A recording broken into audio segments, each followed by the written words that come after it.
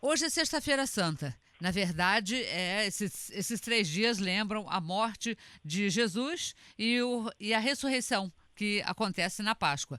Nós, para sabermos melhor o que significa a Páscoa e o que significam esses dias, tanto para os católicos como para os evangélicos, nós vamos conversar com o Dr. Paulo Severino da Silva Filho, que é teólogo, e conversa conosco, então, a esse respeito. Bom dia, Dr. Paulo. Bom dia, Dáurea. Bom dia, ouvintes. É um prazer falar com vocês. Eu queria saber, doutor Paulo, qual o significado da Páscoa? A Páscoa é uma festa para nós cristãos em que se celebra a ressurreição de Jesus.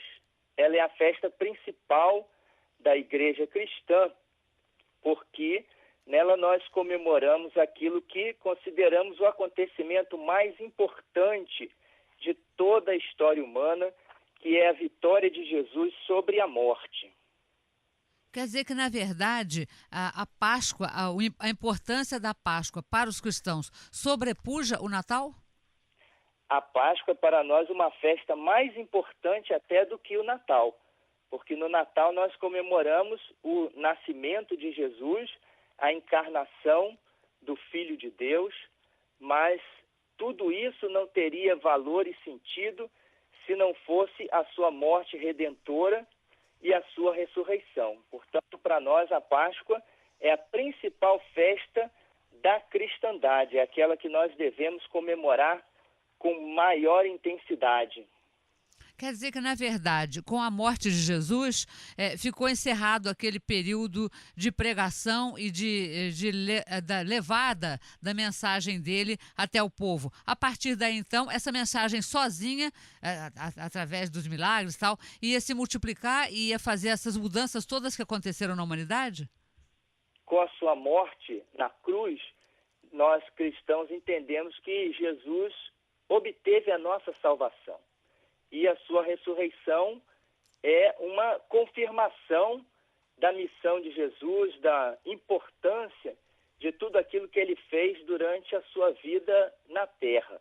A partir da ressurreição, então, cabe aos seus seguidores, à igreja, dar continuidade ao seu ministério, levando a palavra de Deus às pessoas e procurando promover aquilo que são os valores que a palavra de Deus nos ensina, promovendo então o bem, a paz, a vida, sempre em todas as nossas ações, numa vida de seguimento de Jesus.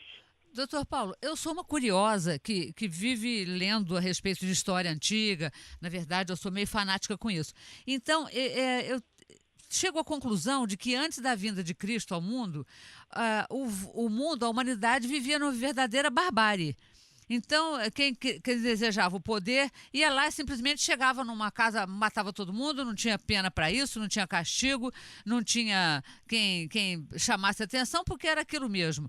E a partir então da vinda de Cristo, que pregou o amor, que pregou a união, a terra começou a se modificar, quer dizer, a consciência dos homens começou a se modificar. Isso está certo ou está errado, meu modo de pensar?